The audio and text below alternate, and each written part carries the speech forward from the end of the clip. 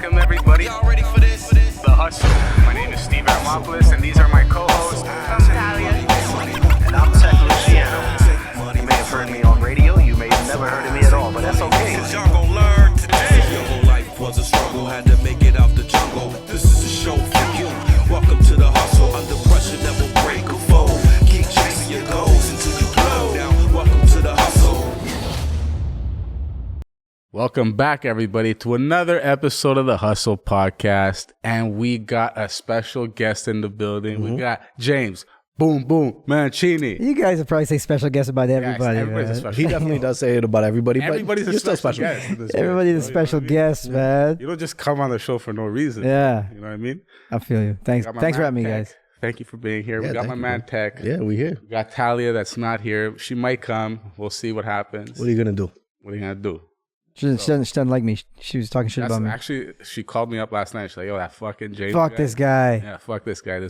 She's Italian, by the way. Oh, So that's one of my why paisanas. She saw Mancini in the back. She's like, I don't like this guy already. I like the setup, man. It's cool in here. You guys have a good thing going. Thank you. It looks Thank good. you. It looks visually super you. nice, which I think is important for the Super important. That's the algorithm. aesthetic. You know what I mean? The You need that aesthetic. look good, feel good, 100%. play good. How you guys doing? I'm doing great. I can't speak for this guy, but I was about to. It's fine. You usually speak for me, but no, it's good, man. Listen, I'm not gonna lie. I'm a little bit under the weather, but what are you gonna do? We have responsibilities. I think I just heard Talia. Talia. Oh my There you god. go. Yeah, I knew I smelled something. Okay. I knew I smelled something. That shit cut right through the nasal congestion. I could smell you already, Tals. What's up? I hope she smells good. Probably not. Hope she smells good. Yeah, I smelled mothballs. So we're gonna keep this rolling. Yeah, we're gonna keep Yeah, we're rolling. rolling, All right, bro. We man. do this is raw and uncut. I love it. No, I'm gonna. I'm Jamie. What's up? So it's right in front of the camera, dog. You're not gonna shake my hand. You're just gonna walk by like I don't even exist. If Yeah. you want, I'll take it. microphone. If you lick Where your am I? hand, if you lick your hand right now, it's pure testosterone. By the way. Oh shit. No, I smell good. I always smell good. So I'm feeling nice and pumped, bro. I got 140 grams of protein in me today. You know what I mean? You're gonna Are take you a already? massive shit. Oh yeah, bro. I'm overloaded, bro. That's pretty good. I gotta finish. I'm gonna stop eating. Actually, I can't eat anymore. You're bulking up for the I travel. mean, you can't eat anymore. Doing that intermittent fasting, just eating from 6 to. Is it 4 or 3 or something? Yeah, Can I ask you a question? Yeah, Why? cause bro, I'm trying to stop eating late nights. I'm All right, eating at this welcome. like 12 o'clock at night, and then I wake up. No, for sure. But I mean, bro, you don't have much body fat, so you don't really. Doesn't matter, bro. This right here. Oh yeah, it's because you're so with this 18%. Anyways, enough body about fat. me. Talia, welcome to the show. It's been a while since. That was last time. No, but last time was like a month ago, so it's been a while. You guys haven't shot in like a month? Like sometimes we shoot back to back. You know what I mean? Literally, like. Well, 2 you guys weeks are ago. ready. So 2 weeks ago. It's 2 You're in weeks for ago. a big one. You got Boom Boom here. You guys knew it was gonna be big. You have to wait. Let the fans anticipate. So enough about us. You know what I mean? Nothing about Talia. I want to hear about Talia. Talia, like I said, she's Italian. She doesn't like you. You're an Italian rapper. That's awesome. You know what's his name? SKT. He's sick. The Italian drill Calabrese. rapper. He's like Calabrese English from England, but he's like so good. He's young No, that's not who I was thinking of. from England. So James, What's up, guys? I don't know much about you, Oh, thanks, man. It's a great way to start the podcast. but I know mutual people that know you. Yeah. So we have mutual friends out there, and Who are they? I hate him. I think I mentioned one guy to you before. You know, we'll keep his name off of the record just in case he like tries to put me in a jiu-jitsu hold or something after. But Emmanuel Martinos, I'm saying your name. So a couple of people even before Yeah. you messaged me, you said, bro, I like the show, I'd love to come on. And coincidentally, you were on the list of people that I was going to Yo, message. you see, it's fate. It was Tech, fate, it's you know? fate. It is fate, bro. Fate, brother. It is fate. I see the cauliflower ears. I'm a little intimidated, shit. bro. So a few people that I You're a spoke vegetarian? No, definitely she is probably. Yeah, oh, there you go. Oh, you're not? You don't like cauliflower? love meat. Oh, yeah, that is true. She does love meat. Yo, to. So a few At least people. you're packing on your meat there, man. Good for you, buddy. Not. Put your Not that meat. put your meat away, Steve. Not Greek meat. So a few people that I spoke to said, bro, you got to get Boom Boom on the show. Get Boom Boom Oh, on the shit. show. Because we're trying to get more comedians and everything. And you Yeah. kept getting brought up. And I saw one thing that I saw on your Instagram profile that totally different from the rest of the profiles that I see when it regards comedians.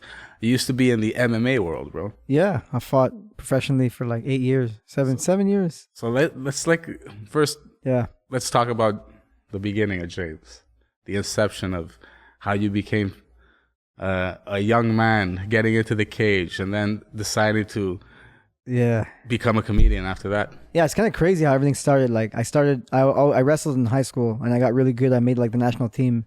So I was on like Team Canada, and then fast forward like a whole bunch of years, and then like 2012 I didn't qualify for the Olympics for England, the UK games. And then I was kind of like depressed after that. Like, you know, all the athletes, like I was like, I knew wrestling was done. I was getting old. And then the guys at Tristar, it happened that like all those fighters that were like small guys. I don't know if you guys know anything about MMA, like a bit of the history, but the UFC took over WEC, which had the lighter weight classes. Mm-hmm. So all the little guys that I trained with that were fighting in the WEC, like Ivan Menjivar, Yves Jabouin, Firas Zahabi, brother, a bunch of Louisiana, like a bunch of guys that were killers were going to the UFC now. Mm-hmm.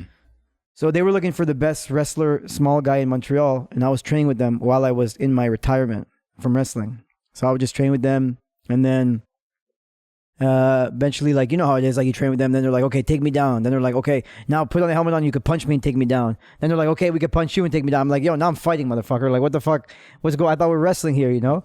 And then Firas took me aside one day, who's a coach, like GSP's coach. Firas Zahabi, yeah. Took me aside one day, he's like, why don't you fight?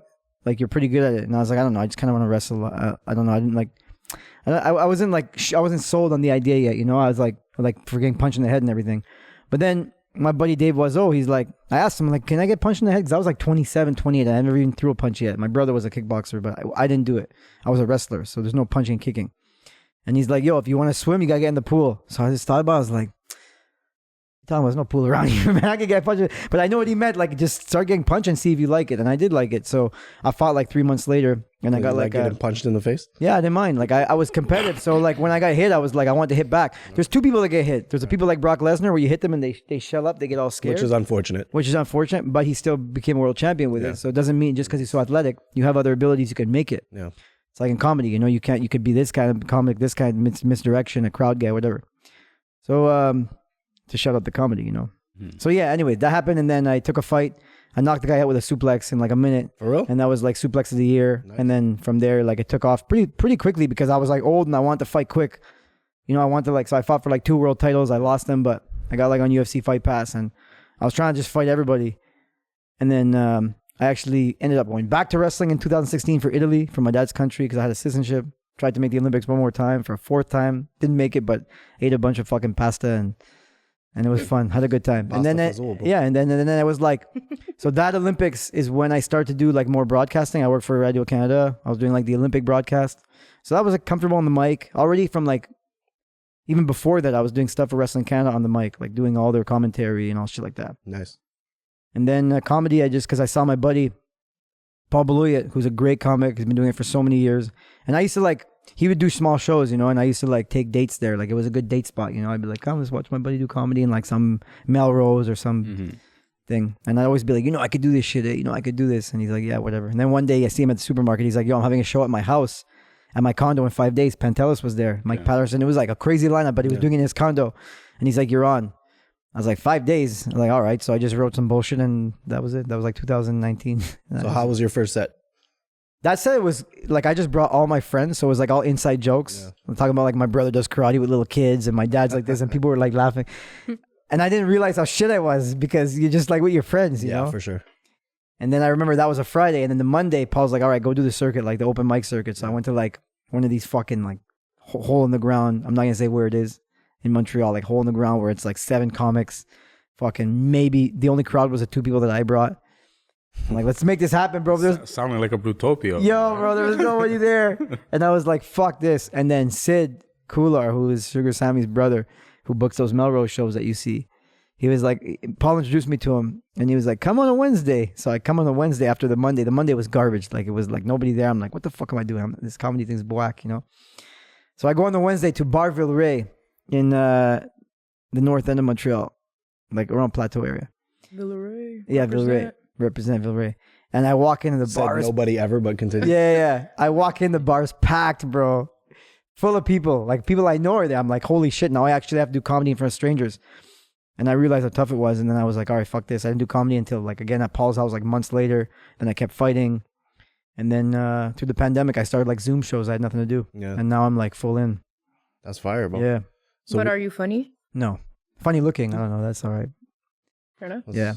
I mean, that's a pretty interesting question to ask a comic. But it's not like that's the thing. Like doing comedy is so much like fighting because you just have to like practice, you know? You just have to like keep doing it. And like as long as you're comfortable talking, you figure it out, you know? You can figure it out. So that's what I find interesting about comedy is like you guys at Amar Rezon, who's like one of my favorite comics in the city. But you just watch him like work on stage. You're like, he's just being creative. It's like fighting. You're an artist. You know how it is like when you have to create and you have to be artistic and it's you just have to practice and, you know, put yourself out there. That's why I just like, and I like talking shit too. I always like to, like in the locker room, always the guy who talks shit. So I don't know. I kind of second nature. Yeah. I'm going to the, shout out to the New Orleans Hell Yes Comedy Festival. I'm a featured artist. So I'm going November 17, 18, 19. That's going to be fun, you know. fucking Nice. right. Three- Little three comedy shows out festival. It's 3 days. I think they booked me on 4 or 5 shows, but yeah, it's pretty good. There's like podcasts too, and like it's, you know, meet and greet, all that like comedy. Yeah, all that. it's definitely a good vibe to network at one of those shows. Mhm. You know, Yeah. even if nothing else, you might just make a couple really cool connections. Yeah, out yeah. there. Eat some good crawfish. Hell yeah, bro. Eating's good out there. You keep saying I'm old. How old are you, bro? 39, bro. 39. 39. I just turned 39. Okay, With a Yeah. full head of hair and Yeah, shit. full head of hair. I know all my buddies are going to Turkey. I'm You're looking good, bro. Don't worry. fuck, man. I don't know. I don't even That's see some any sweat. grays. No, I got some stuff in the back though. I'm trying to clean up. But anyways, But yeah, for the fighting game and everything, I understand that you hit a certain age that you got to really be mindful of yeah, especially stepping in the ring, taking that damage and everything. especially little guys. You know, we get beat up a lot. Like the big guys can last longer because they don't move as much, and the body seems to be a bit more resilient. But little guys, because we move so much and the speed, it's all about speed. Yeah, you know, the there's not- pace is the frantic. pace so almost. fast. There's not many knockouts. Yeah. You know, kind of like the way I talk. Like I'm very quick. Like you know? wars, bro. 5-round wars. and Yeah, shit. so it's not very knockouts. So you just end up abusing your body a lot more. Yeah. And it's like if you get an injury, you really slow down a lot when you're little. Whereas the big guys, they can go in there and just slug. You know, if a guy's athletic and big, he can last. Yeah, just depend on power. Depend on power, yeah. So it's I mean, I could still fight. Like I feel good, and I still train. I still train a whole bunch of guys. I even manage UFC fighters. Nice. I work with the ESS Fight, so I'm still on. Like I'm managing fighters. I'm training guys. I'm coaching guys. Like I'm still in it, but I'm not really not competing anymore. But I'm still like very heavily in MMA. But I don't know. I'm kind of like I'm trying to like reinvent myself, make my way out because I think the comedy thing is where my passion is right now. I'm a kind of guy like follow my passion. So Well, for sure. You Yeah. have to in life if you want happiness anyway, bro. yeah. Yeah, if you're feeling the comedy and that's something that you think is the next path that you want to follow. Yeah. Plus, you don't get hit. You don't get punched in the head. punched in the face, Which is a plus, I would imagine, right? Yeah, it's fun, man. Yeah. Yeah. But in regards to the whole MMA journey, like, did you end up like brushing shoulders with Dana White and these guys? Did you end up see any of the big guys? Basically, I never seen Dana White. Like I didn't make UFC. I was on UFC Fight Pass for a bunch of shows. Obviously I've like crossed paths with everybody that's come through Montreal. Roy McDonald, George St. Pierre, Firas Zahabi. Like all those guys are very close friends of mine. And then a bunch of guys that like, you know, big name guys that trained in Montreal at some point. Rashad Evans. Jones was here too, no? John Jones. Jones was here at one point. I met Jones when he was like 20 years old. I was like, this guy is fucking good. Like he's special, man. Yeah, so I did like I meet a bunch of guys and like I still hold those friendships very dear, but it's I didn't like I wanted to do it the legit way, you know. I never wanted to like, you know, use my connection to make it to the UFC or something. I wanted to like really earn it. Yeah.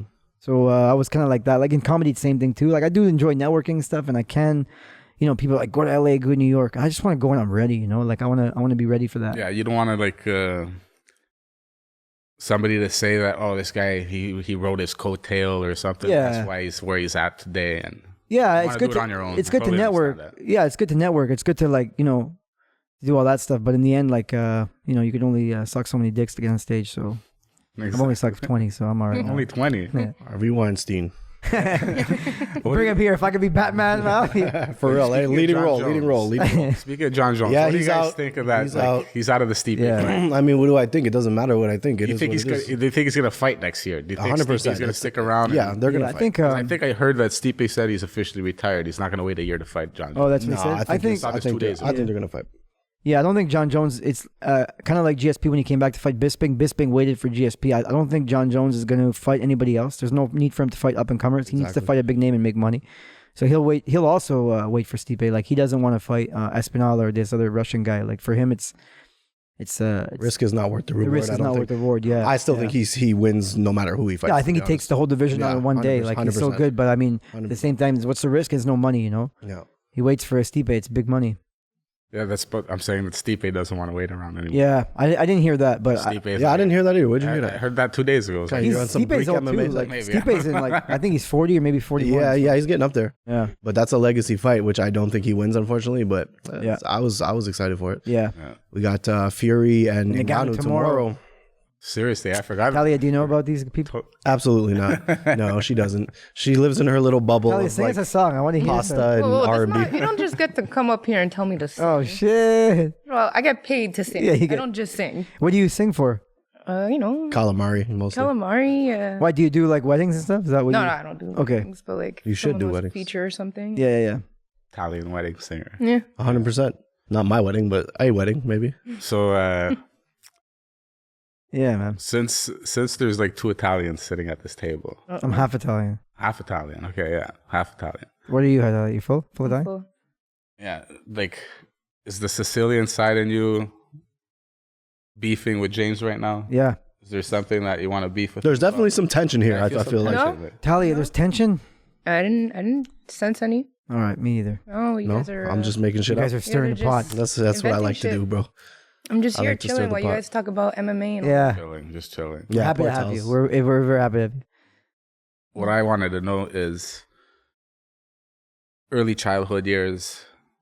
How was the household coming up, bro? Were they encouraging you to get into MMA or whatever? Or But that's why I tell people, like, I was like thinking, like, if they write my story, I'm not like some Chechen fighter who had to like deal with Chechnya, or some like Mexican who had to fight the cartels to make it MMA, or like some kid from like the Bronx. You know, I'm like a West Island, like a middle class kid. You know, I have no story. There's no story about me. You know, sure, bro, you can make it up if you want. I could be like, oh fuck, I had to fight off friggin' Medicare and I don't know. Fucking poverty and Yeah. gang warfare and shit. Like, Well, that's it. Like, it's so- definitely a cooler story. Yeah, I was just like a hyper kid, and they were like, "You got to go do something." And all my friends that played football that were like a year older than me, I was playing football with them that summer, and they were like, "When you go to high school, you should wrestle." And I was like, "I'm not this gay. I'm not doing that shit. Like that's dumb, you know." And then I did, and I'm the one that stayed longer than everybody else. But I owe it to like those guys, Yeah. all my buddies, because like my school had a sick wrestling team, PC Pure Fun Comprehensive. Shout out to them, even though they kicked me out. But shout out to them. Nice. And then, but I started wrestling with them. Yeah. Speaking of wrestling and gay, have you ever been put in one of these moves, One of these bro? holes? Like I've been Yo, seeing my these favorite videos. move- Like, my favorite move is a crotch lift, waiting bro. to get canceled. no, when I Yo, see the it, crotch I lift. saw it short, bro. You want me to show you a crotch lift? Come on, get on all fours, man. I want to see this. Get on all fours and I'm face the down to see camera. that. I would love to I see ate Take a, off I your ate a pants. gummy bear. You can let him do that. Take off your Thank pants, you, no, man. thank Wait, you. what? Well, you can't wrestle like that. You I gotta be mean, in Steve, tights, you are man. Greek. It's on brand, you know? Greco-Roman wrestling, bro. Yeah. Like you guys I invented saw- it. That's the thing when it comes to wrestling. You know what I mean? There's just too many positions. Yeah. That you got the That's- guy's dick up all in your face. Well, that's the thing. or Even- you got even- the ass in your mouth. Or Even some my shit, gay, bro. I even don't my know gay what's friends going were on. like, "That's too gay for me, bro. I'm not doing that." shit." Yeah. Well, No, it's funny because like when you're that age, when you start wrestling, I was 12, 13 years old, and all you're trying to do is not get hard because you're hard all day in class. Mhm. But then you're in practice and you're So like, "Fuck." popping chubbies on. And now I'm fucking 39. guys. All I'm trying to do is get hard, you know? I got the remedy, bro. Oh shit! Hook Come me see up. me. Come see Hook me me up after. after, man. I got. Fuck, this is worth it. got I what knew you this need. podcast would be worth it. I got goodies, bro. I knew it'd be worth it. I got goodies. But yeah, so for sure the amateur wrestling community is no longer a fan of this podcast. So thanks for that, Steve. No, we get no love anyway, so they're used to it. But yeah, it's a tough hustle. Like wrestling is a fucking tough hustle. Yeah, you know what's always been crazy to me about amateur wrestling is like even at the top level of the sport, it's like there's no money bro. for these Nothing. guys. Bro, and if I it's would have won the sad. Olympics, that's a full lifetime of work. And I'm talking about winning the Olympics, becoming the ultimate best in the world. I think you get like $25K. That's crazy. How much if you get put on a Wheaties box? Well, that's it. Like in the US, there's opportunities. Like at least there's sponsorships. You can get endorsements and Here, shit, yeah. I mean, like I know Olympic champions, and you can get a job, but you're not like set. Like if you go to coaching or Russia, something like that, right? if you go to Russia and you win an Olympic medal, it's like you become for life. You're set. Your Celebrity. family's set. Yeah, you're a yeah. celebrity. in these countries, it's a big thing. Here, all we care about is hockey. So Yeah. yeah, Yeah, that sucks, man. Because I mean, like, especially at the Olympic level, right? You're dedicating like 4 years of your entire existence to like just training. I tried for 4 that times, bro. It's like Yeah, that's you crazy. go and you like people don't understand. You know, it's like you can get hurt, and like in a fight, if you get hurt, like you said, John Jones, the fight's postponed.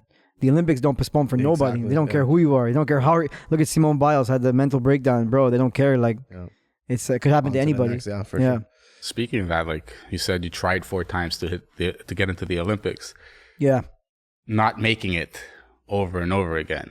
Did Yeah. you get in your head? Did you like? Yeah, start like, fucking- well, yeah. I mean, the first time I was super young. Then 2008, I knew it was a long shot, but I was, almost Canadian champion, so I was trying. 2012, it was probably my best shot, and then and that one hurt. Like that one, I was like 6 months. I was like just in my condo, playing music, having people over, and doing all kinds of stuff. And then yeah, 2016, I went back. It was more like 2016 was more of like a pipe dream. I was like, I'll go to Italy and try for them. It was easier to make the team, so I made the team right away, and then to qualify for the Olympics was tougher because it was in Europe. But it was more of like that was like more of a fun time. I was like over the fact, like I looked at wrestling much differently then. I was like at peace with it. I was like, whatever happens, happens. I'm gonna have fun with it. That was the first time I could have fun with it. It wasn't like stress, because them sports, like there's no, like I said, like there's no time off. You go, and the season happens, and then you got to make world team, and then world championships, national team, Pan Ams, all these tournaments never end. Then fighting was cool because you're like, okay, I'm in shape, I'll take a fight, and I want to fight all the time. And I see other motherfuckers like wasting their time in the gym. Like guys are just living in the gym, training, fucking up their head, and never fighting. I'm like, you guys are crazy, man. Like you guys are making no money. You just like they just want to like say they're fighters. I think a lot of people do that, and it like there's a culture of relates that. to music too. I mean, I've spoken to a lot of people that they train like nice gyms. You know what I mean? Very respectable gyms. Lambros. But they don't fight. But I find that crazy as someone who Crazy. Yeah, fought. bro, you come out with cauliflower, you're but- scrolling all day and But everything. that's what I'm like- saying. I find it crazy because you're making no money and you could be fighting. Like every time you spar, you're banging up your brain anyway. Well, exactly. Spar is like when you're You're training. literally getting like brain trauma for nothing. Yeah, and then these people are not. It's like, what's the point? Yeah, that's good. And then even in comedy, you see it too. Like I guess as an artist, you see like singers that don't really push themselves, but you see it in comedy people that just do open mics. Eventually you got to get booked somewhere and build a set that people want to see because I think it's like that. the hustle that podcast, fear, baby. That It's the fear hustle. of taking it to the next level. You know what Yeah. I mean? 'Cause Fear I've of disappointment. Fear of disappointment. But I've asked a few people, like, how come you don't want to fight professionally? Like straight up, they told me I don't want to get hit. Like I'm But they afraid train. of getting hit. You know what I mean? Like wrong sport, maybe. Hit full force. It's Yeah. different training and sparring. Yeah, but yeah, yeah. When you get hit like right on the temple. Well, that's one thing if you do it for the pleasure and all that, but like it's not a game, Yeah, Like, exactly. You get hurt, you can still get hurt either way. Like I used to get my worst injuries with the amateurs because they're a little bit wild and they're a bit spazzy. So, yeah, That's wild. So like MMA, the whole Olympic dream. and comedy. You put that Can on the be. back burner because you never know, bro. You might get back into it in some degree. You know Yo, what I if mean? PFL opens up that Exactly, that flyweight one- $1 million tournament, $1 million I'm back, tournament. baby. Do Let's it, go. bro. Playground sponsorship. Yeah, Let's do it. Yeah, Comedy though. Yeah. Like, walk us through comedy a little more. Like, was like a certain comedian that you saw or something, or was it just that you were? I think I've always been a comedy fan. Like I used to love watching like the old Chappelle and like I could recite all his shit. Richard Pryor, I knew all his stuff. And then I don't know. I guess like as cliche as it is, I guess like a bit Rogan because I see what he's doing, and he's podcasting. I want to podcast for so long, and the comedy thing and the MMA. I don't know, man. Like walk you through it. It's just once you get started, you probably get hooked. When like it's 90% of people will tell you they get hooked from the first time they did it or the second time, because sometimes that first time you have to reflect and you take a month off and you're like, For sure. I hear a lot of people that happen to. I think it's just getting hooked, and you start and you're like, oh man, it's nice to make people laugh. It's nice to fuck around with people and have good reception from people, and it's like everybody enjoys it, like all walks of life. Mm-hmm. Yeah. Although I have a beef with you Gen Zs. Some of you Gen Zs are the worst audience, man. Some of these young people. Oh, they're too sensitive, bro. But it's sensitive, but they're just, I don't know, they get too high and just like. No, like you know what it is. It's the shift in the culture and of what's acceptable and what's not Yeah, acceptable. yeah, anymore. that's a good point. 'Cause, like, let's look at The Simpsons. Simpsons, circa season 12 or something. Just When it was talking mad shit. It was great. You know what I mean? When Conan O'Brien was writing for it and shit. Yeah. That show was hilarious. And then after we moved 10 years past, Simpsons is not the same show anymore. That's I can't soft. stand it. Yeah. I literally, I turn it on. It's not, I never laugh at it. But if I'm sitting with somebody that's like Woke. right? You know, they're laughing at all these terrible fucking jokes. Yeah. It's not hilarious. That's true. The culture is different now. Yeah. You know what I mean? I don't like it, man. But I mean, like, I'm one of these older school guys that, like, you know, I probably listen. I've got us in trouble more than one time on this show, just because. But like, you know, everything should be funny. You know, it's like we should be able to laugh at ourselves. I Yeah. guess that's the point I'm trying to make. Like, and that's the whole beautiful thing about comedy is that, like, comedy is kind of the only art form left in entertainment where you can still take those risks, you know, and Yeah. you should still take those risks. You should push the envelopes. and Like, that's a big thing too, is that teetering that line, which I'm trying to do. You try to write jokes that are somewhat offensive. You know, you try to write jokes that are, but because if you could make it funny, you could say anything. yeah. I think if you make it funny, you could say any, and I think that's a big one too right now. That's tough right now is how to make something funny that's, you know, cliche or that people are sensitive about. Yeah. Like, But then when you tell a joke and you see half the audience laugh and half the audience go, ooh, then you really know you got them, you know? Because then it's like, okay, I have to win over the other people, but like I've got, you know? But That's you're in nice. you're in their head though. Yeah. I guess any reaction is better than no reaction though, right? Yeah, that's true. Because Yeah, that must be the worst. Like, just when you like get silence, shooting bro. a joke out and there's just crickets. Getting and you're like, silence, you're just like, all right, man. Yeah, getting silence is the roughest thing. Yeah. You mentioned Amber before. And you also mentioned that when you get into the comedy, like sometimes you get obsessed with it. Yeah. Want to keep learning more about it, how to make a better joke. And Amber said the same thing. He got obsessed with comedy, and he was like listening to podcasts about comedy. He was like always like trying to craft the joke, this and that. He was at work. He was obsessed with I comedy. think he's like an engineer too. Like he was smart. Yeah, he was an smart as engineer. fuck, and now he's like telling dick jokes. Like it's crazy. well constructed dick jokes though. Dude, the guy's hilarious. Like Yeah, if you're in Montreal, you gotta see Amarez, man. That's Yeah. It's funny. And trying out these jokes, like I've been there, bro, and I've seen him try out some jokes that one night, like I'm there 1 week, everybody's laughing, then the crowd is different the week after, and that same joke is not hitting the same. You know what I mean?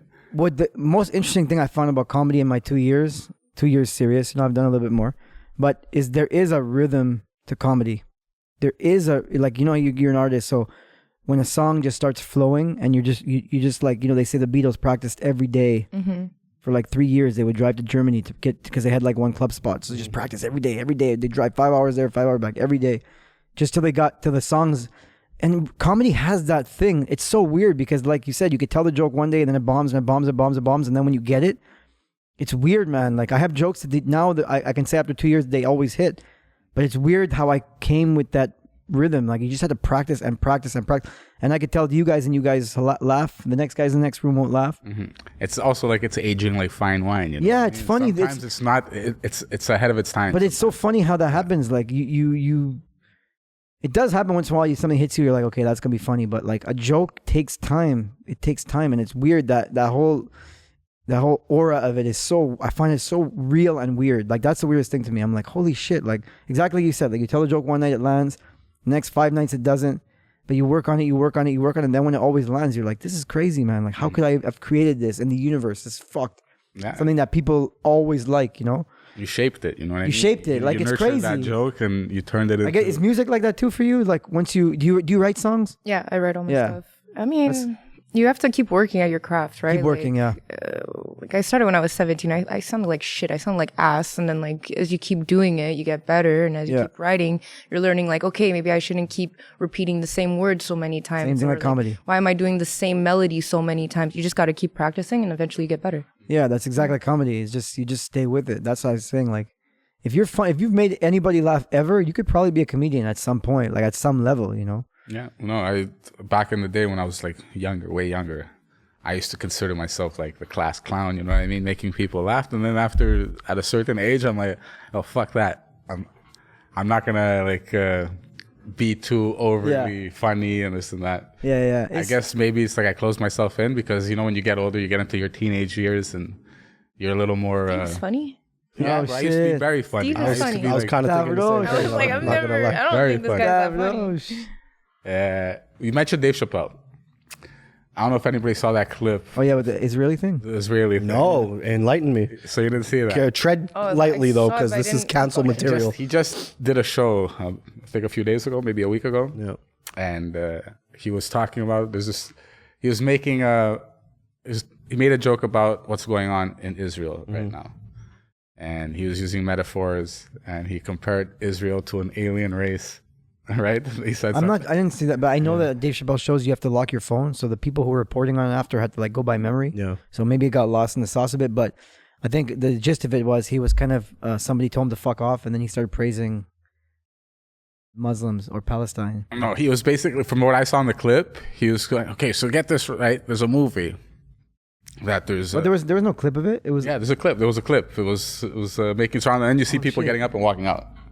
So what was that one? What do you say? He said that he basically referred to the Israel-Palestine conflict, and he referred to Israel as like an invading alien race that's stealing the country of Palestine. And while he's like saying this, you have Israelis or Jews getting up. Jewish folks. Fuck. And it was all over TMZ talking about should he get canceled and. The thing is, I think what I Chappelle's at a point, legacy-wise, where he doesn't give a fuck at this point. Yeah, Like, same thing that same thing with Rogan. You can't cancel Rogan. Like, it's impossible. They tried. It's not gonna happen. You know. But it goes to show you, like, what's going on with the media right now. You saw what happened to Kanye West a few months back, right? Yeah. And anybody that says There's common threads here, guys. common threads. Yeah. So that's what's going on right now. But I think there's a shift. Like, I know it's like kind of weird, but like Andrew Tate, there's a shift of people who are going against the media, and those people are kind of like they're starting to get praised more and more. I think because like people are tired of it, PC stuff. Well, the Russell brand. Yeah, You know what I mean? I think like if you go, because right now, I mean, what is like goes viral? If you go against the grain, or if you say something that everybody thinks that doesn't want to say.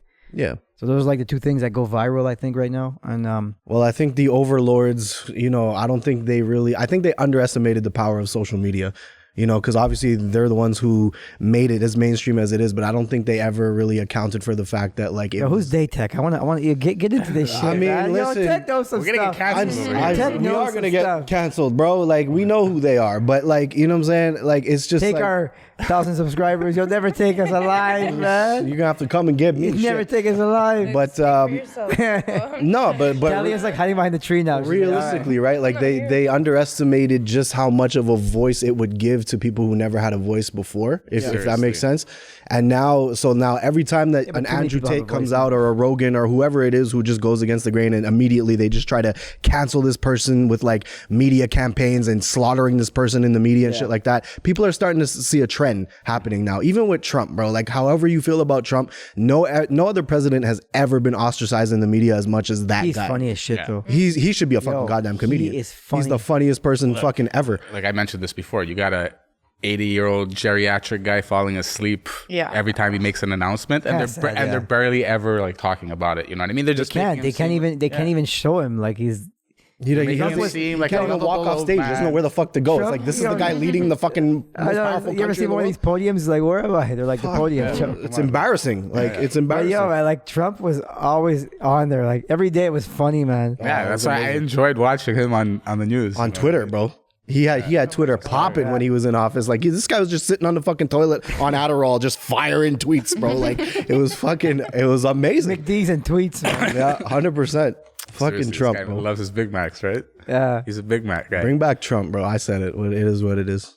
So while I was making that coffee before, I overheard Yeah. you recently had a breakup. Yeah. You're going through a breakup. Damn, this is something dog. we got to talk on the pod. This is real shit right now. Let's talk about the dating scene. I would like to get a comedian's perspective How on long this. you been back on the market, bro? No, it's not long. The though. So market. we're going through something right now. We're going through no. Yeah, dating. I haven't been serious with anyone for a long time. It was like I was kind of like my brother and sister both got married, moved like further west from the West Island, and I moved downtown, opened a bar, and like did all kinds of shit. So yeah, I was single for a long time, and the dating scene is fucked right now, man. Yeah. Yeah, it's it's like fast fast food, you know, like fast food. So I like that analogy. No, Please elaborate. Yes, I need to know what you mean by this. Well, I don't know if you guys shout out my Instagram, go on Jane Boom Boom Show. You'll see like my man on the street stuff where we talk to like a lot of young people that go out, people in nightlife. We traveled a bit. We only went to Toronto and Ottawa.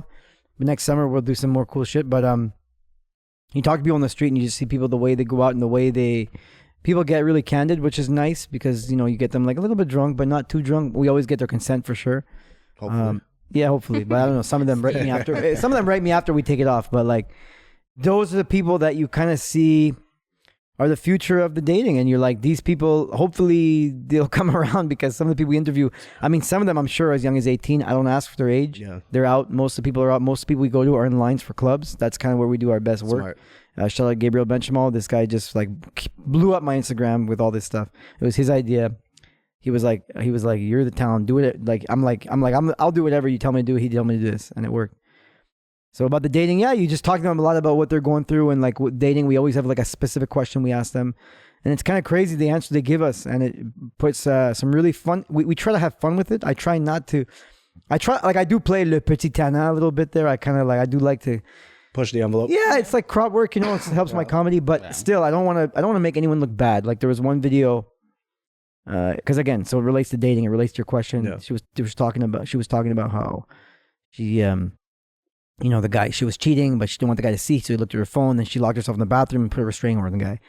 And so it's like, it got 1 million views quickly. But the thing is that people started writing me, 2 people wrote me and said, I know the girl and this is like going to mess up her mental health. So I took it down right away. I was like, okay. The girl looked legit. I was like, that I'll take it down. Like for what sure. What about what it did to the guy's mental health? Right? Like let's talk about that. But back to the dating thing though. It's like it's really tough right now because if you're a guy, it's tough. If you're a girl, it's tough. If I'm not saying it's tough. No, for sure. It's I'm not saying toxic. Period. It's It's very toxic, and you realize that disgusting, bro. With these people, young people being candid like that, you realize what they're going through, and a lot of people that are either being cheating or either. Doing weird stuff with drugs and this and that. It just, I don't know, man. I don't have a concrete opinion on it just yet. I just think after this summer and talking to so many young people that are on the dating scene, it's going to be tough. It's going to be tough to, I think it's the generation, you know what I mean? It's turned into Sodom and Gomorrah. It's glamorized though. Like through social media, through music, through these reality shows, it's like, this whole like monogamous lifestyle, like you get married and have kids and white picket fence. That shit's a dub. It's gone, bro. I don't think, I don't think it is. I think there's still a chance if you meet someone and you guys are compatible, but you have to. Maybe in the old country. Yeah. I don't know, man. I don't know. I think you have to Colombia. You know what I got hit with? Go to Colombia. I got hit with on Hinge. A guy sent me a voice memo and he goes, "I'm here for a good time, not a long time, baby." And I was back. I'm like, instant ick. It's cornball, bro. Yeah, but cornball alert. But that's the thing. That's what everyone wants. People don't have to be charming anymore because you could just. It's a numbers game. You could DM so many people the same thing. Like you can DM so many people the same thing. Like I'm so old. Like I'm so old that like when Tinder came out, this is what happened. So when Tinder came out, I remember I got Tinder, and I'll never forget the first girl I was maybe the second or third girl I was talking to, like right in the beginning. I remember she kind of like ghosted me, and I was like, what? I couldn't understand. I'm like, it's what? The culture, bro. Yo, I couldn't understand what happened. I was like, I think it was like 2013, 14. She like had another option on the side. But I didn't know. I thought like, okay, we've matched. That's what that means. I would take that shit so personal. That's what that means. I take that shit so personal, I was like, bro. she matched, and we're gonna follow this through, and we're gonna figure it out. And my buddy, take that shit personal, bro. And my buddy told me, he's like, no, she's probably talking to other guys. I'm like, no, I'm not talking to other girls. And then I realized, like, we're like, oh my god, like this is crazy. Yeah, and I was in Tinder at the beginning. It was crazy. Yeah. I was like, this is, and I remember, I think like 29th birthday, we were in the South Shore at place called Cabana. It was, and then we went upstairs to Rio Lounge, and I was Tindering girls, and girls were like showing up, and like it was just so many options. It was crazy, man. I was like, what is this? Like, it was. And I think that now we're seeing like the next generation of what that led to. That just led to people being like this acceptable, you know. Yep. And then guys and girls, like guys tend to get away with being not charming and not courting a girl. And like you said, it's statistics, bro. You just get a bunch of girls lined up and just blast out pictures of a piece of dill to every single one of them. you can literally, whoever bites. You know. A lot of these profiles that I see, green flags I look for, or what do I look for in a man? It says, Oh, they're all fucking toxic. Gifts and acts of service. Yeah. You know what I mean? They all want gifts, bro. They all want Talia, do you gifts. want We had a conversation in the car like maybe 2 years ago when I can't remember where I was driving you, but I was going through this at the time. This was before I was with Vanessa. Shout out to Vanessa. But before I was in the relationship I'm in now, I was doing the whole dating shit. And after like the third or fourth interaction, like date with a different woman, you know, I realized that like for the most part, and I just told you this off camera, I'm like, yo, like nowadays, bro, these girls just want free food and drinks. Well, Yes. And like you're at the restaurant and she's like doing a story of like all the food and the drinks, but like being super careful to not get you in the story. So like you're sitting there and here's the food and she'll literally like right over your ass to the neck. And I'm like, do I look like I'm just giving out fucking free shit over here? What's going on here? There was I'm so glad I'm in a relationship. I remember back in the day, I took out this girl. No, it's true. It's because I'm on that shit right now, bro. But like back in the day, I took out this girl. I took her out a few times, and I remember I took her to W after for drinks. And I'll never forget it, man. I took her for W for drinks. So finally, like close, like I paid 3 dinners, like heavy dinners. On her. She was like, she was good looking. And I'll never forget. I go to W with her for drinks. So I finally get closer because now we're beside each other, like we're not across from the table. And I look at her phone and she's meeting up some guy after me. Come on. You know what I mean? And I'm just like, and that's when I told myself, like, I ain't spending shit on Bro, nobody you just anymore. spent $400, like, you know what I mean? You spent the money, the other guy's getting the That's puss, the thing. bro.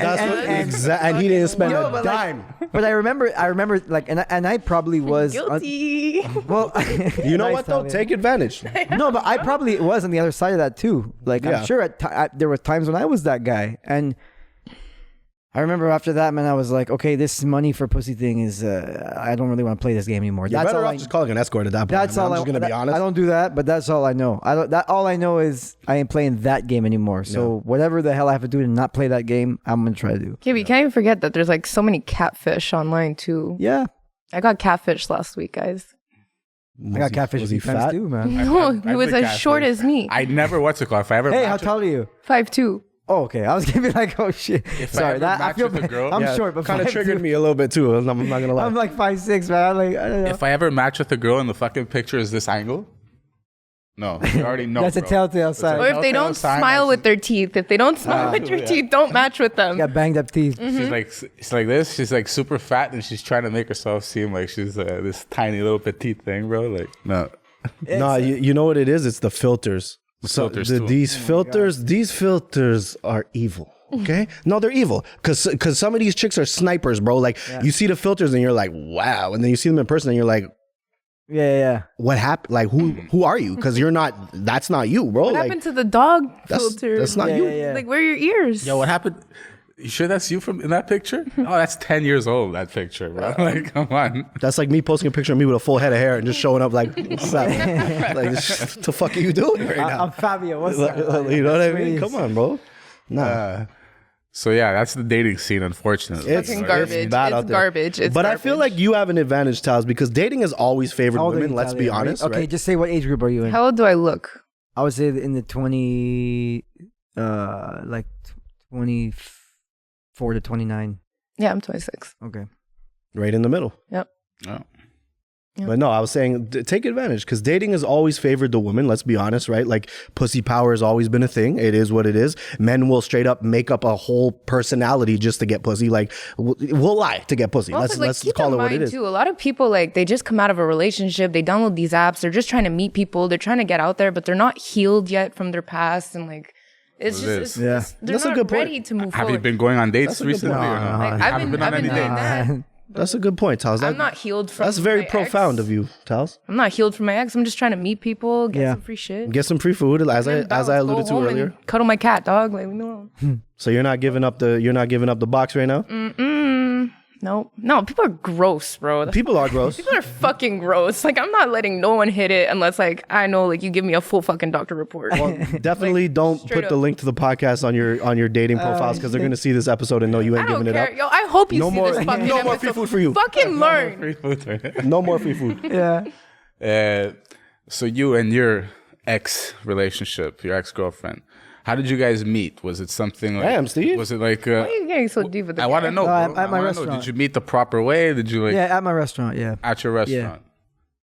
What restaurant was this? I'm a partner in Mauvais Garçons and Vendetta Wine Bar. So they're Mauvais like, Garçons, I've been there. yeah, it's not L'Enfant Terrible. People mix those two up. It's Mauvais Garçons. So But it's where is in it? Griffintown. Griffintown. So they used I've to. been there.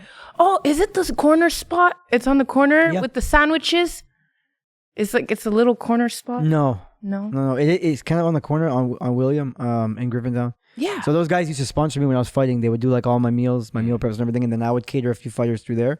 And then when I was done fighting, I invested and we opened like a speakeasy wine bar. I know speakeasy, the concept is dead now, but we still got a really nice wine bar, and we're opening we're gonna open an arancini counter with them. So that's gonna be like the Mauvais Garçons arancinis. Yeah, the arancinis are cool too because they're like, you know, you keep them by hand. We could put them in, hopefully get them franchised, put them in stadiums and shit, and just get like a counter for that. Nice. So I'm still kind of in the restaurant business. I thought I had my foot out the door, but they pull me back in, and I'm gonna. So, bro, I bring my girl to the restaurant. You take care of me. We take care of you, bro. We have the organic wines. Hey, wait, now I need to figure out if it's the same spot I'm thinking of. Okay, there's like you walk in, bar, L shape kind of, Yeah. and then tables. Yeah, exactly. Yeah, I've been there. It was so But good. that sounds like every other restaurant. No, but I'm convinced. I know where it is, and Fair it's like on point. a corner.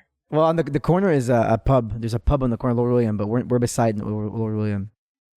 Maybe it's not the same spot. As far as like the restaurant business, you're a partner in it. How many other people is it like? Yeah, we got like 2 partners and then a silent partner, and then like we give like the chef and the manager have like a working partnerip. Mm-hmm. Yeah, it's good. We got a great team now. We have Okay, a that's really. the thing. Like I used to. You're be in the Greek, man. restaurant Of course, you're in the business restaurant business, bro. Come on, bro. You're It's in his Greek. blood, huh? too. But like you mentioned, good partners. That's hard to find. You know what I mean? Hard And to find, usually- man. Like, you know, I'm lucky because when I invested, the growing pains were done. Mhm. So that's why, like, they just love me. I love them, and it was a good collab. And we even do comedy nights there too. We Nice. did it on a show. So we do comedy there, and Amer's supposed to headline my next one because he kept missing them because he has a Sunday show as well. We do it Sunday nights. I'm gonna invite you guys for sure. We do a really nice dinner and a definitely. show comedy night. Nice. I just got to put it together, but we do like one Sunday every month and a half. I'll bring the next Tinder date over there. You know what I mean? Yeah, man. Sure. We'll do. Steve's fucking out of control, bro. This guy's doing Tinder dates in Yeah, you love the Colombia. dating stuff, man. Shit. Look, bro. What about you? What's your? Here? Like He has this girl in Colombia. I'm what's it called? I used to a long 5-year relationship. How old are you, Steve? I'm 35, bro. Okay. 35. Got out of that relationship a few years ago, and ever since then, I've been frolicking all over the world. He sure has been He has frolicking. babies everywhere. That's not. Yeah. No, like when I travel South America or somewhere Spanish speaking, I'm able to speak Spanish. So Nice. that's how you mingle. Where the fuck did you learn how to speak Spanish? Fucking online, bro. Online movies, You're a music, sick fuck, you know that? ex-girlfriends, you know what I mean? Duolingo. You're a sick fuck. Duolingo. And He's like, look at Duolingo. He's like, can I get your number? He's like, oh, they don't have that option on this thing. ¿Cuál es su número, hermano? Oh shit. Me gusta la forma en que me miras. Yeah, exactly. You know what I mean? So you find Sure, man. you go down there, bro. You're a nice person. You're gonna meet somebody. I think James needs to go to Colombia. Oh shit. You gotta find, They like bro. They're gonna They love like you with white your head of boys. hair. Italian. You're Yeah. Italian. They see your last name. They're gonna fall in love with you. damn. Yeah. There's a big influence of Italians, Arabs. Colomban. Give me a Exactly. Colomban. Yeah, bro. Mamacita. Yeah, you're gonna love it, man. You go out there, you already know how much it's gonna cost to live life. It's super cheap. It's gonna rewire your brain. It's gonna make you appreciate the world, bro. Because, like you said, we're living in Montreal with this dating scene that's so vile, and It's not any better anywhere else you go. no, there you're gonna feel like Well, I think there's more homebodies there. exactly. I don't more think. bodies, I also man. Old feel world like there, countries they are kinda different. have, They like, move at a different pace. an They move at a ulterior different motive pace. to do that. Like they kind of want to like a green card, you know? Yeah, that's up to you, bro. At the end of the day, you know what I mean. If you want to, Yeah, you just ghost them when you get back to Canada. That's how that works. That's exactly how it works. Yeah. You just fucking delete that WhatsApp real quick, bro. Just, you know? So right now with this comedy journey, bro, been doing it how many years now? Seriously, for just over 2. Just over 2. What do you see for the future though? Like if you keep I think the reality is now you got to do the social media thing. I think if you're not Dave Chappelle, you're gonna if you're not gonna get discovered. I think all the New Orleans festival I'm going to as great as it is just for laughs, as great as it is.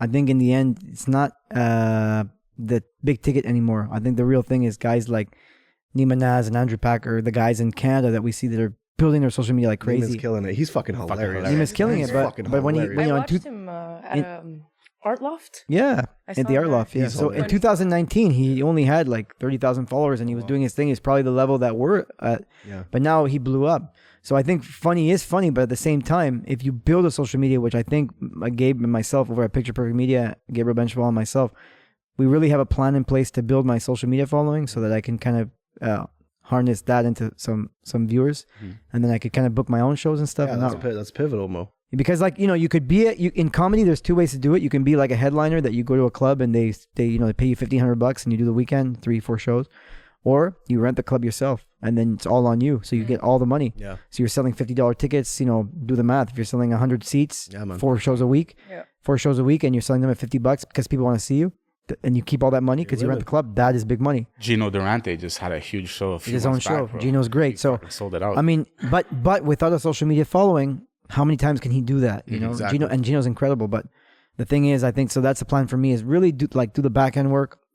And it's tough because it's just like fighting. It's like if you're building your social media, maybe you're not working as hard on your craft. But I think if you have a good team around you and you have a plan, which I'm trying to put together right now. I mean, that's something that's definitely in the works. Is how can I, like you see, we do Man on the Street. That was, again, to get some followers to bring them to comedy. And already now when I go on the street, there's a lot of people who are like, I saw your show.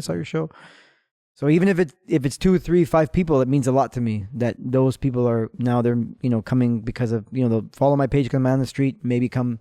It happens all the time. Like I'll post my dates and then people will show up and be like, oh, I just saw your dates on Instagram. It's been happening more and more. So now that's like that means the world to me. So if I can do that and scale that, I think that's where I want to go with my comedy journey. Awesome. I'm on TikTok, but TikTok is, I don't know, I'm only at like 6,000. It's not killing it for me. Instagram is like, I fucking suck at it. I still don't know how to make a fucking video on TikTok. I'm just old, bro. Whatever. Yeah. Skits too. Like I saw you're doing a lot of skits. Did a few. I did one with Nick the Greek there. Yeah. Nick Drossos. That was fun. I did one with Massimo. That did well. Yeah, I haven't really gone to skit writing yet. People write it for me, and I just give my ideas on set. But that's something that's another plan I want to do is get the skits going, because I think that. Like Nima Naz just does like one a day and kills it. What's killing it? My favorite one from Nima Naz recently was you jokes my later, dog? Yeah, the Toronto man. That's fucking hilarious. Yeah. He kills that shit. He does so many good accents. His accents are great. He does Rogan now. Like he does a Rogan skit and he's funny. He's hilarious, man. What's your thought on Matt Rife? I think like, he's got the look. He really fine piece of man. Yes, I would throw you into that category. I didn't take you for like a preppy white boy type of. I'm girl. not, but he carries himself well. Like he does it good. Yeah, he has great crowd work. Funny, Matt good. Rife right there. Yeah, maybe I don't know. I'm like an older Matt Rife, maybe, but like no, but like he had a bit too old. He had the start for Jesus Christ, man! Fuck, come on now. Sorry, we're all old here, Tals. You fucking I'm not that old. Ginger. I'm not a ginger. Yeah, that could be. I think I think he's doing it right. He had a good start with Nick Cannon on Wild and Out and everything, so he kind of like already had a start. But then he built his comedy, and like he's doing. That's the idea. Like that's the idea, to build your social media, and then you could just sell, and then you're on your own. Because really, if you rely on the club promoters, man, it's a tough life. It's a tough life. You're gonna be, like I said, you make $1,500 one weekend. Maybe you don't work 2-3 weekends, and maybe you have to travel a lot. Where a guy like Matt Rife can just book anywhere he wants and sell his own tickets, which is like, that's ideal. But I mean, at this, it's 20. We're going into 2024. I mean, that's the formula now. You know what I mean? I think so. I mean, there's still something to be said about these old timer guys who are just really good comics who do the clubs, and it's great. I watch them and I open for a lot of these guys. I'll go to Absolute Ottawa a lot. Yeah. I'll open for a lot of these guys that are old and they've been in comedy for so long and they're so funny, but. They got their 40 minutes and that pays their bills and that's it. But, they have like 300 on Instagram. It's like exactly you have to rely on the club to sell your tickets. And that kind of sad to me. I want to do my own thing. Or you get on Rogan's podcast one time and you're good forever. Now you're doing fucking amphitheaters, Yeah, definitely it's good for the resume. Yeah, but when you guys turn into the next Rogan, they'll go back and see this episode and be like, who the fuck is this guy? We'll see, yeah. Anyways, this has been a very enlightening talk, bro. Thank you for sitting with us. Fun, man. Thanks for having me. You gotta let the people know where to find you on Instagram, your TikTok, and everything like that. Yeah, Jamie Boom Boom Show on Jamie Boom Boom Show, JAMIE Boom Boom Show on TikTok. I think James Mancini on X. And I like how you said X, by the way. Yeah, on X, Twitter. And I started like a Facebook page trying to get monetized. I don't really know how it works yet. I'm gonna have to get Gabe to figure it out for me. YouTube is the Boom Boom Show. Yeah, so we're doing all that stuff, and the dates, they're all there. All the comedy dates are on those things. So if you're ever in Montreal, you have to come to a show, and there's so many good comics here. And Montreal's getting back on the map. Don't worry about it. In comedy, I know we slacked for a bit, but we're getting back on the map. I didn't. Like I said, I didn't see the slacking of any. I just mean like internationally, you know, like we'll get yeah. there. We're gonna get there. All right, James is gonna take it back on the map. I already see it. You also mentioned the restaurant. Where's this restaurant if you want to come eat a delicious meal? Mauvais Garçons, Vendetta Bar à Vin, Mauvais Garçons, Bad Boys in French. Come out to Griffintown, the heart of Griffintown, right off the strip. So you're gonna get some good food, good comfort food, nice wine. Yeah. Any single remember ladies this face, there? bro. Remember this face. You're coming. I got anytime you come. There's any single ladies out there? James is also single, ready to mingle. Pop by the restaurant. He's on Plenty of Fish, ladies and gentlemen. He's got a POF profile. I'm on Christian Mingle. Christian Mingle. Let's go. Let's go. Increase the odds. Drop the gem, bro. Somebody got to drop the gem. Tals, that's your responsibility. I will let you handle that. From me now. I got T-Rex arms. It's not going to work. You're going to have to hold this gem, my brother. Okay. And you're going to drop a gem on the people. So whether it's for aspiring comedians, just, you know what? Just drop some wisdom on the people. Wisdom? Some life advice. I say one thing I understood is when you open yourself up to the universe opens itself up to you. So. Sweet and simple. I like it. Nice and concise. Thank you, everybody, for watching another episode of the Hustle Podcast. We out. Peace, guys. Welcome, everybody. Y'all ready for